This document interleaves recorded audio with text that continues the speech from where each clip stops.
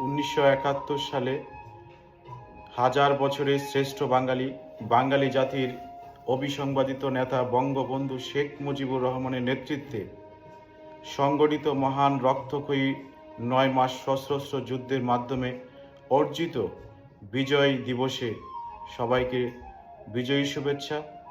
এবং এই মহান মুক্তিযুদ্ধে যারা শহীদ হয়েছে এবং নিজের ইজ্জত বিলিয়ে দিয়েছে তাদের প্রতি গভীর শ্রদ্ধা এবং হাজার সালাম।